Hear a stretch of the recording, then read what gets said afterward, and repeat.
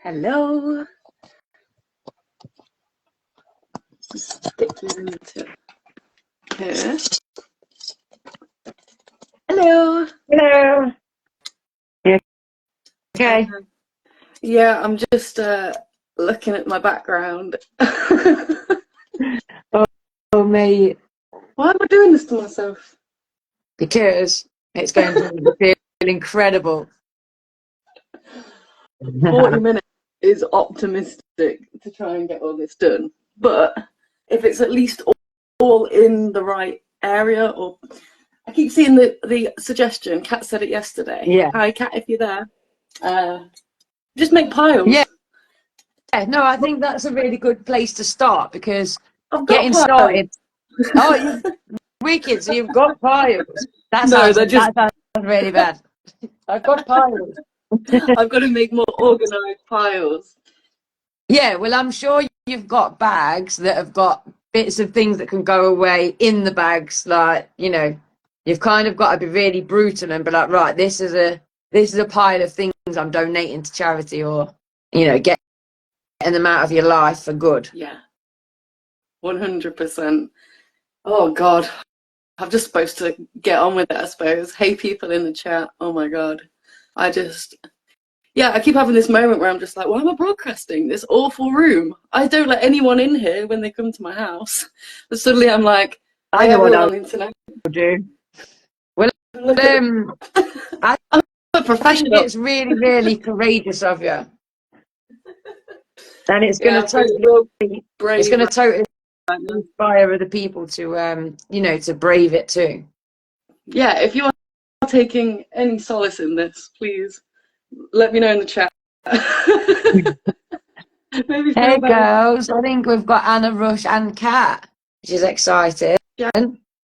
Out ladies. Five people. What is everyone else doing today? Is anyone else tackling some awful jobs they've been putting off for far too long? I'm trying to get it so that my camera can actually see what I'm doing, but I don't know whether it's going to be possible. I just have to keep holding it up every now and again. Every so often, just give us a peek. So I'm doing my doom room. What are you doing? Because it's a special celebration. It is. It's Imbolc or St. Brigid's Day. Hey, we've got Grace online as well. Marie Kondo, that shit. I'm gonna need to intense Marie Kondo. She's watching to gain energy for the whole house. Going to clean the whole house. Hopefully, it's better than this. Like if you spread it out across the whole house. Kat says eating dinner right now, but I did finally sort out my wardrobe. You're not looking in my wardrobe. That's a whole different task. I've completely lost track. I'm gonna have to take this apart and start again. I'd actually collected grass to do this with, and then realised that the grass was far too dry. So I've now switched to pipe cleaners. But I'm making a St. Brigid's protection cross that I'm then going to put on my bus, and it's going to protect my bus. I absolutely love that. That's so good. But I absolutely I needed this kind of like craft activity and just let my brain wind down and simmer, because I've just had such a crazy day today. Do you want to share how crazy it's been? Is it shareable? Yeah, well, it's just been really tough. Like, the kids are just in a really bad mood. I think, like my students, that is, I think they're probably the ones that are in year 11 are panicking now because the exams are coming up. So it's getting real. It's like we've been talking about exams, and now suddenly they're really having to crack down, and it's all becoming, and also they're starting to look around their post-16 placements, or they're being bugged about what are they doing for college, and it's suddenly kind of hitting home, I suppose, that this comfort blanket of where they are right now is going to be whipped away. Yeah, man, it's but I think and I think they're tired as well, though. It's been a long old month. Some of them haven't been sleeping very well, so they were tired and snappy, and it was just a really, really draining day. So to sit here and just do a little craft activity is an absolute dream. Oh, I love that. I hope they're partaking in the same kind of stuff themselves, because I know studying's important, but I think that's the time when you get that negative feedback loop in it, and you're also getting it from teachers more, your parents more. Exactly. And you're like, I am concentrating, I am trying, but it ain't going in. Well, I mean, yeah, no, they don't have healthy ways to soothe anyway. So in the lessons this afternoon, we were talking about like the science behind addiction, because pretty much all of them have got an addiction to their vapes. So I was just kind of trying to impart a little bit of knowledge with them that, you know, let's find other ways to soothe. And Grace, I don't know whether you're still there, but I was talking to them about breath work. We'd got your TikToks up, and the breath of fire, I think it was, the energy one. I'd got them all going like, so, you know, they were really getting into it and trying these other tactics, which it makes me proud. It's just been, you know, very testing. Well, there's nothing that opens the brain up more to solving problems after a good deep breathing session. Yeah, exactly. I mean, I said to them, I was like, quite, you feel your vision kind of going funny already, you know, from the amount of oxygen that you take in. And yeah, she's there, Grace. Yeah, no, I'm so glad that I found what you're doing, because it's given me an actual tool that I can pass on to them.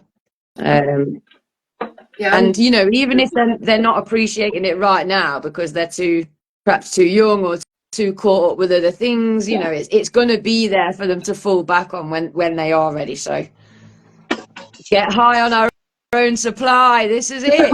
This is absolutely it. Hate it. I'm telling you now, vaping, I don't understand. I kind of get it how they've got all these flavors and they're kind of into that. Like, I smoked some awful things in my life, but I've never been addicted to a vape. I don't understand that. The thing is, that breathing is better than all of it. I know. It's because they've used vaping, like you say, they've started because of the flavors, and then now they've got themselves a nicotine addiction. So that even if they want to stop, they feel like they can't. Exactly. Nicotine addiction is so funny, you know. I remember being like, I'm not addicted, I just don't want to quit. And I must have been like the first 2 years of smoking. The first year of smoking, I was still like, after I don't know why I pursued it so heavily. It's so funny you should say that, because in that book, the Alan Carr book, he actually says we work hard to get addicted. You know, you dislike the taste, you dislike how it feels, it makes you cough, and you just keep going and keep going and keep going until you can't stop. I remember when I was a kid, started smoking weed, and there was a moment where like everyone was smoking it, and I was like, it was okay, but I could easily like, no, I'm all right, thanks. Yeah. And then cut to a few years later, I was just like, I ain't got any money, I need to pick up. I ain't got any money, I need to pick up. And it became like my entire life. Yeah. And this is the thing. It's almost subtle, isn't it? How an addiction forms. It goes from it being totally choice to it suddenly being not choice at all. I think having that lack of self-awareness at a young age, it really doesn't help you like calculate what your future will be like with the decisions you're making right now. Oh wow, that'd be a really cool app. Like, huh? That'd be a really cool app. Oh, what you put in like what my decision is now, and how it will rip. Yeah. Oh, that is wicked. AI could definitely do that as well. Yeah. Look, you're going to be distracted from tidying up. Like, I know what I'm going to do. I'm going to design an app right now. In the most ADHD fashion. Cat's saying that both our voices have changed and we sound like men. Because we're doing shit. We sound like men anyway, but nothing wrong with that. We haven't got the highest of voices, have we, between us? But don't you often get told that you're like, it's husky and it's sexy? all the time. And I was quite intrigued to see, once I'd quit smoking, whether my voice would suddenly go really girly. Like your balls would drop. Yeah. But just in case anybody has got these, what are these called? Pipe cleaners handy. You can join in with making an Imbolc cross with me. At the minute, I'm just folding them all in half except for one. And then I'm going to show you in a moment how to put it together. But you know what? It's actually so soothing just bending these in half. I can already feel myself winding down. It sounds lovely. I wish I was doing your task right now, which is why, because after this is going to go onto YouTube. I'm going to watch it again just to follow what you're doing. Well, you heard me earlier, didn't you, when I was collecting grass for this task and this dude came and wanted to help? I received the funniest voice note. Strange. Literally starts off like, yeah, mate, I'm not going to do my doom room today. I'm just going to make this thing because it's in bulk and I feel like, and I was just like, okay. And then halfway through, she's like, I just hear this voice. And she's like, oh, I'm just picking grass for a project. I'm thinking, what? This is a voice note. This ain't a phone call. Like, she could have stopped at any point and then reached out. Yeah, I should have stopped, shouldn't I? I just didn't know what to do. It totally threw me, but yeah, he'd like ran down the road, this lad had, and he was like, can I help? And I was like, oh, I'm just picking grass, mate. I'm just picking grass. I mean, how strange must that have sounded in itself? I'm just picking grass. You make stuff. And he was like, so fun. Well, and he was like, but please let me help, which I thought was really cute. So I was like, okay, you can help. So now I've like got literally, I'll just quickly hold it up, piles of grass from what he was helping me pick. So I'm not. How long did he help for? Just literally a couple of minutes, and then he was gone again. It was the strangest thing. You couldn't make it up though, could you? You know, like 1 minute I'm there just picking grass out off the side of the road, and the next minute there's a man offering to help me. People would normally think that the person picking the grass was like the more crazy one at the start of this, and it just takes a turn. Totally. I think you allow people to be themselves. Oh man, I should have invited him back. Like, would you like to come and make a St. Brigid's cross with me? Bless him. No, that's a step too far. Yeah, mate. I might have. Yeah, to be fair, if it was you, you totally should have taken him back. So get you helping tidy the room. Right. Yeah, isn't it? I've got something you can help with. I've got right. I'm gonna make a start on putting this cross together. Then I'm gonna hold it up so that you can see what I'm doing, and then hopefully Max, the people can make their own. Jimmy, I've not seen you in ages. We need to do something. I feel like this will be my opportunity now for everyone that I've not texted ages to be like, yeah, come online and have a bit of a catch up. So you have one straight. Just ignore me, Steph. I'm just going to give some instructions in case anybody wants to follow this. So you have one straight piece in the middle, and usually people do this with reeds, but when I was watching the video, apparently working with reeds is far harder. So I think me getting a load of dried grass off the edge of the road and expecting to be able to put together a St. Brigid's cross the first ever time I tried it might have been a little bit ambitious, but that's me all over. I always believe I'm going to be able to do it. So you get your middle part, and then your first one, you think of it like a compass with the 4 points. So you've got points here, and then half it goes over. Okay, this bit's not staying straight. I'm not going to worry too much about that. Now take your next half, and it's going to go over that bit and down like this. Hold on. Like that. I just had a terrifying feeling then that I was just going to look out the window and the dude that offered to help me with the grass was going to be at the window looking in. Go some more grass. Yeah, like I need some more. Like this. and then get another one. He's following. So each time I've got a stan. I was thinking about that word earlier, how I never knew that a stan was a stalker fan. I just thought it was a random name Eminem chose. And then the next one goes over like that.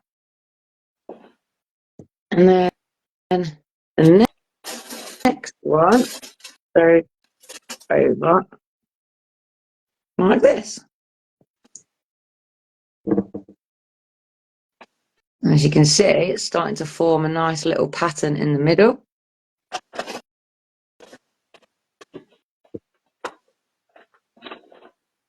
So again, think of it, you can think of it as north, south, east and west, but it's actually the 4 seasons. And Imbolc right now is celebrating the midpoint between winter and spring. I don't know whether you've noticed any snowdrops around your area, Steph, but I was driving to work today and noticed snowdrops, and my heart, I was like, oh, snowdrops, the spring's here, you know, they're the first kind of flower that you see come out.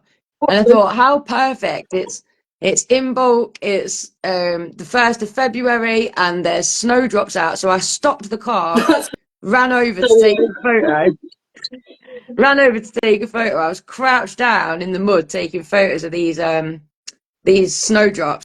And then from behind me, I just hear, Lindsay, what the fuck are you doing? And I look round, half horrified, half embarrassed. And there's one of my students hanging out of his taxi window. He's looking horrified and embarrassed because his teacher is like, you know, crouched down in the mud. I went, I'm taking photos of the snowdrops as though it was totally normal to be doing that. So, and then, you know, I was quite looking forward to seeing him in class to be like, aren't you proud of how weird your teacher is? It's, you know, it's a full-time job. Always weird, man. It's not just a classroom thing. I'm trying to think if I ever caught my teachers outside doing stuff. You know, when you ever saw your teachers outside, it was like, oh, they have lives outside of the classroom. It was a very strange feeling to think of them as having kids and grandkids and stuff, wasn't it? Because they just had this kind of, like, you just saw a teacher almost as like a bit of a robot type thing. Yeah, exactly. I feel like a stickler for the rules. Right. Yeah, like to think that they had children and things like that was just absolutely bizarre. I know. Well, my best friend for ages, he was a teacher, and the mums just hit on him left, right, and centre. I don't know if this is a thing for most. It wasn't primary school. Yeah. Some of these women would like lay it on thick. It was ridiculous. Well, really, when they'd see them outside us, you know, he'd have to have a smoke as well. He'd be like, really, he doesn't smoke anymore. He's a police officer. Yeah. But, he'd be really high walking around Tesco just getting his dinner, and then this family turns up like, oh, it's Mr. Oh man, it's that, yeah. And he'd be like, it's that thing of like you having a real first. I mean, to be honest, my students all call me Lindsay because I'm in an alternative provision, so we don't. Some of them might say Miss, but they don't have to say Miss. I doubt any of them would even know what my second name is. But when I have worked in mainstream and they're like Miss Hargrave, then when they find your name out, they feel like they've found out like a big secret. It's so funny. Like, you know what you think? Can you see that my Imbolc cross is really taking form now? And I actually really like the colours. I think the colours are setting it off even more beautifully. They look kind of all like they represent the seasons anyway. Oh, yeah, the flowers that are coming through in spring. I love that. Yeah, definitely. Snowdrops. I thought you meant like actual snow. Yeah. And I was like, oh, that's not very spring. But I realised what you mean. Okay. Yeah, I think a few people, when I said I was taking photos of snowdrops, they were like, looked a bit horrified. And I was like, the flowers. Don't worry. Don't worry, it's not snowing. But bizarrely, even I just loved that the sun was shining, you know, it was like, it did feel really spring-like this morning. So it definitely kind of lifts your spirits a little bit. The woods at the top of mine, at the top of Loughborough, not my house. Yeah. Bluebell Woods. Have you ever been there? Oh wow, yeah, not for years, but yeah. Yeah, it's literally like a sea of them, and they're like, it's almost like they're neon coloured, you know, because it's like in the shade, but Oh, like they're so bright. oh wow. We're going to have a photo shoot there. We, yeah, we totally should. My grandma used to take me to Bluebell Woods when I was a kid, and there's a lot of nostalgia with that place. It's a wicked place. I remember we went on a walk there once, and some person had lost their dog, and it just turned into this like everyone that was walking around was asking the same question, like, "Have you seen this Labrador? Have you seen this Labrador?" And it just seemed like this message had got around the whole place. Oh, oh. We always like, I wonder if she found her Yeah, dog. yeah, it is like one of those things that stays with you. Like, did they ever find it? That is the question. Oh, I found your net thing. Oh, wicked. Put that aside. Yeah, Lose it. excellent. I kind of want to try that on again with my new body. New body. I've got Yeah, a new body this year. I tried it for. My mum gave me this. I don't think it whose boobs are that big? Oh, actually, that does kind of fit. Isn't that weird? That's massive. Must be just. Is it a bikini top? Yeah. Oh, nice. Well, it'll just make your boobs look massive. I'll take it. Take all I can get. Yeah. Oh, Kat's saying she loves Bluebell Woods. If you're there still, Kat, do you fancy a photo shoot up there? Yeah, We'll get your camera skills out, and obviously you've been keen to kind of get back onto the drawing scene. It might be you could take some photos and then make them into artwork, maybe. Oh my god, draw me as a fairy in Bluebell Woods. Yeah, that is a roll call idea. Oh, I really want to do a woodland fairy photo shoot now. Is that really gay? No, it's totally cute. I suppose it is gay. Isn't it? Very happy things. Yeah, definitely. No. Says you can't be 31 and do stuff. Nobody. That's the thing. We make our own rules. Oh yeah. I'm just looking at this thinking, I don't know whether there's meant to be a certain amount of prongs on each side, or whether you just keep going until you feel like that's enough. You see what I mean? Oh right. Okay. Well, I suppose if you keep going, it will just make a square, wouldn't it? Yeah. Well, obviously, yeah. Don't keep going, but yeah, how long do you know to go for? What I'm thinking is, I might start another one, but do it colour. See if I can do it colour coded. So one prong's one colour, one prong's another. Yeah. And I might come back to my colourful one. If you set it right at the beginning, it will maintain. Yeah, if I do right. It looks lovely, doesn't it? That looks And then really cool. what I'll do is I'll, tie each end so that it all stays together at the ends. But the idea is that then you hang it in your home and it protects your home from fire, which is why I've lit the fire, because one of the ways of honouring this time of year is to light a fire. So I thought, well, I'll have flames in the background. Oh, I love that. And then even St. Brigid, whose day it is today, she oversees poetry, which I thought, oh God, how cool is that? Because obviously I love writing poetry, so I feel like there's so many connections. Oh yeah, lyrical instinct. See, all these things, like something like that can go on a bookshelf. It's just about being like, right, that's going to go on a shelf. This is going to go what do you call it? That bikini top needs to go in whatever drawer you keep your underwear in, or Right. Yeah. your tops. So actually physically putting some things into their place will reduce the clutter in that room. 100%. Is that's the room that we filmed in the summer? Yeah, exactly. Oh, this is how quickly it can get messy. Yeah. It's got the camping gear. It's got all my art stuff that I tore apart last month to bring stuff for the U Club. Yeah, see, that's something I find happens is I'll put things together. Like when we did the Halloween at the bus, and I'd put together, you know, candles and incense sticks and crystals, and then it took forever to then. That's in fact last month. That was what I was sorting out because. Oh my God. It's like I just redumped everything back in after taking it all in October to the bus. So yeah, it's, you know, you just end up kind of just piling it, don't you? So I'm hoping to get like a box for each, like, or like multiple boxes for each like thing we do. Like I'm saving each one, like the Halloween decorations that are like, there's like Christmas Yeah, decorations and stuff, the Santa hats and stuff like that. They're all yeah. So it's almost having them boxed up and filed away kind of thing, as this is the Christmas stuff, this is the Halloween this is the stuff. usual stuff. Wow, that's, Yeah. I mean, that is so ambitious for our little ADHD heads, isn't it? But I love it. I can do it. Even just seeing more space, I'm like, okay. Yeah, It's like it's a jigsaw puzzle, but in reverse. I suppose it is in the right way. You're organising it into the right it's like, place. Yeah, ignore it. yeah, a bit like Tetris, like you're putting everything into the right holes.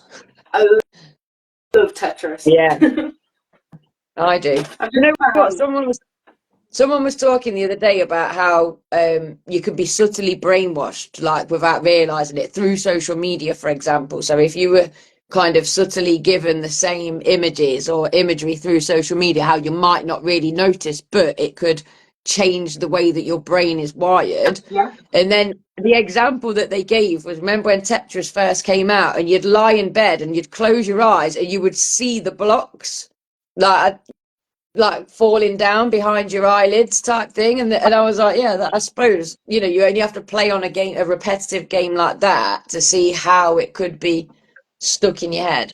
Yeah, I think there's a lot of similar methods, aren't there? People like, I know Nick will drive somewhere. In his head, he'll get in his van and see how far he can drive to somewhere. And he says he's barely like out of Loughborough before he falls asleep every time. And it's just, Oh really? That's a cool little tactic. yeah, I think it gives your brain enough focus that it's not scattered around thinking about all the worries and anxiety, but it's not enough to wake you from sleep, if you know what I mean. It's Yeah, almost like totally. if you struggle with meditation, trying to visualize something that you do on a daily basis is way easier and a good starting point. I had the strangest dream last night. Oh my God, I had an awesome Oh dream and it's kind yeah. of materializing a little bit. What was yours? Mine was I was at this kind of like showbiz glamorous event, really rich, and there was this really rich kid, and she'd got these tiny little horses, like on reins, like really tiny. But she was just ragging them around everywhere, and these poor little horses kept just going flying and just skidding across the floor. And I was going mad, like I was with my dad. We were walking to our table, and I was going mad, like those horses are going to end up dead. She's going to end up causing some serious damage if she doesn't look after them. And then the next thing you know, I saw this lady like walking off with this tiny little horse dead in her hand, and I was like, "See, I knew it." And it was like there was Oh, loads of stuff happening, but the underlying message when I woke up was, for God's sake, if people that have got these big showbiz events can't even set a good example, then what hope have we got? Because really they're the ones that are in the limelight and everybody's looking up to them, and you know, and they should be kind of appreciating what they've got and really showing like a good example. So yeah, I think that was the underlying message, but it was so bizarre, these tiny little horses on reins and like an oh. animal cruelty. It sounds really visual, like it proper like stay with you when you wake up. Yeah, and then I'd got poured this bowl of Cocoa Pops, but with Lucky Charms as well, mixed with the Cocoa Pops. It was peng. They were nice. I, I feel like as you were telling that, I could draw some similarities to the community festival. Of like, Yeah, you have all you needed to make this everything, and couldn't even trust you to do the stuff that keeps people safe, just the basic. yeah.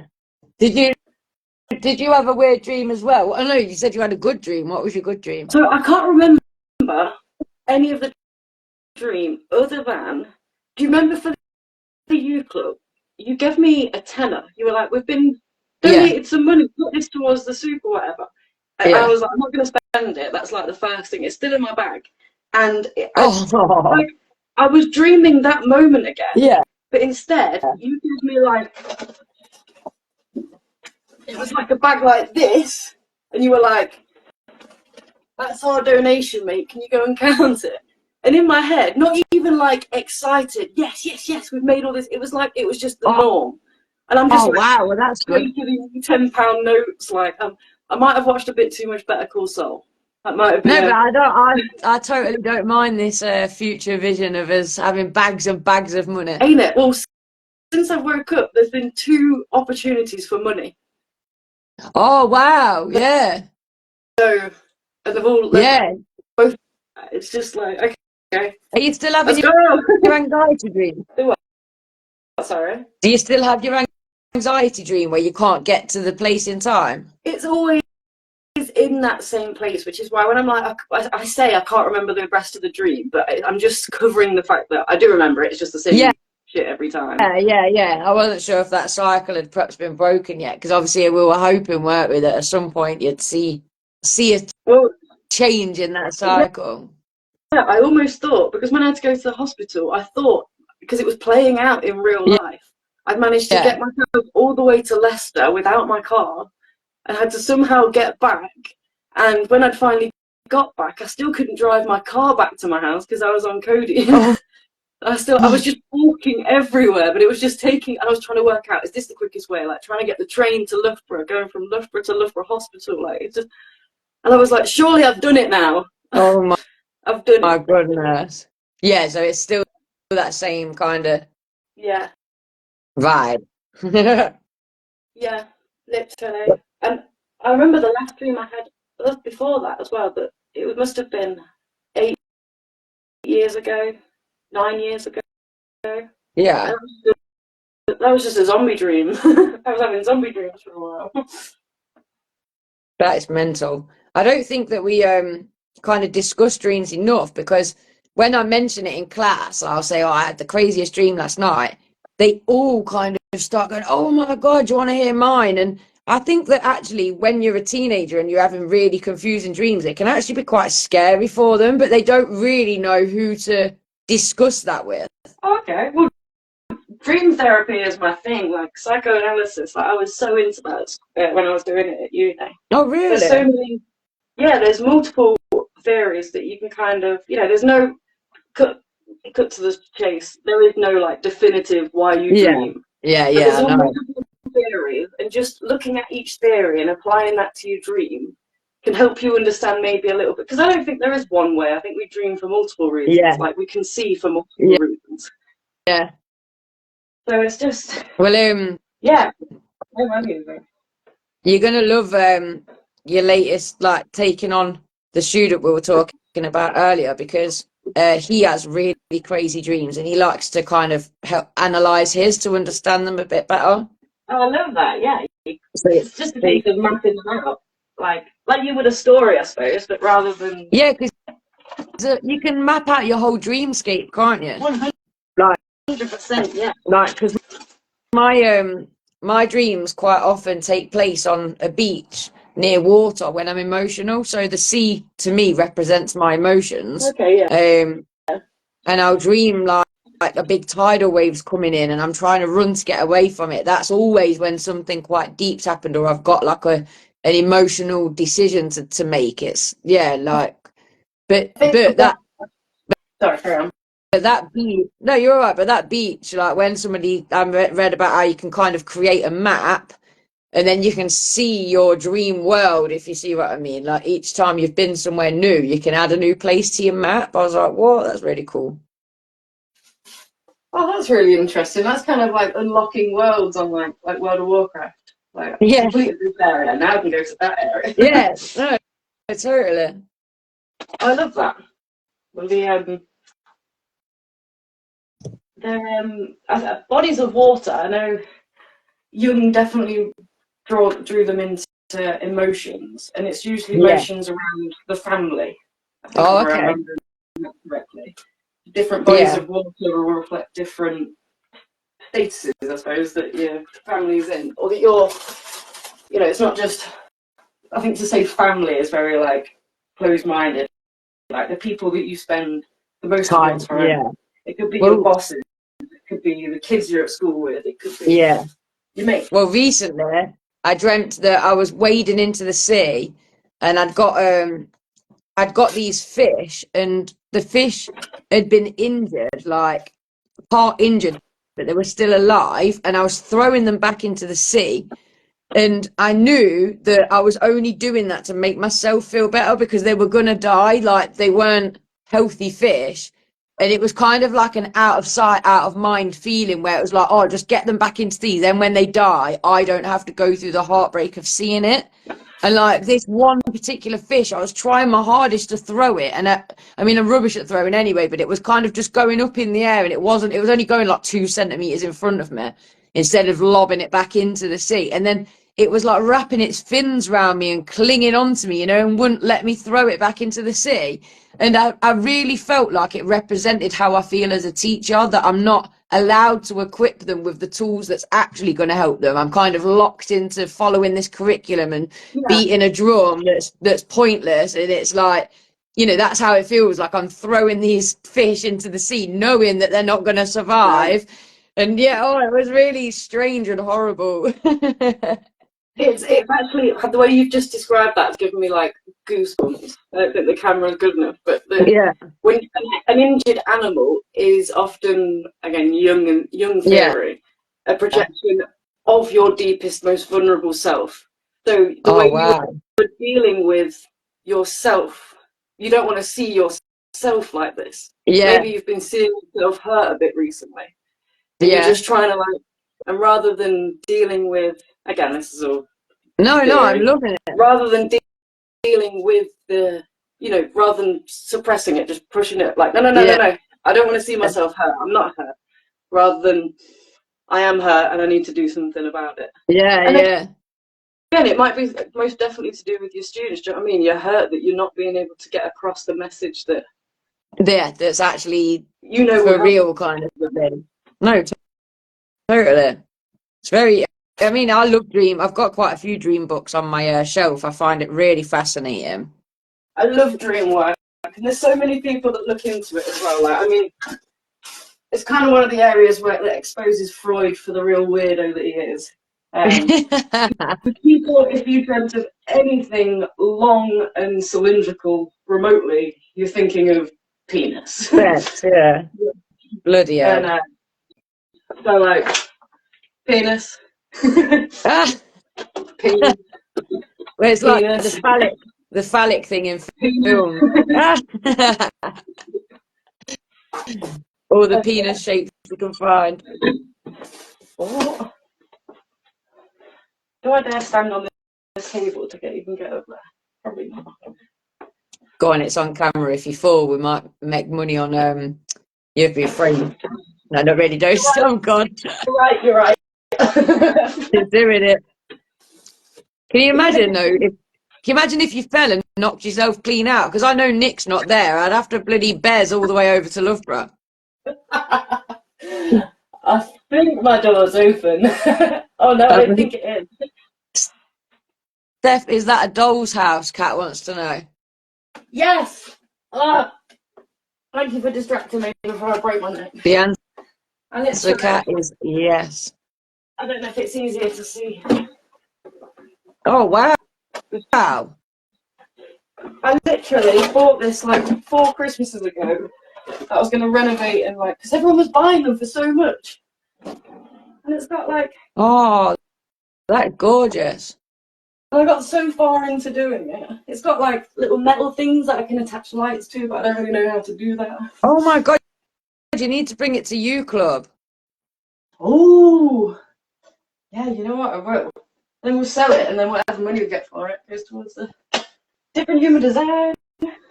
Highest bidders. Oh, I love that.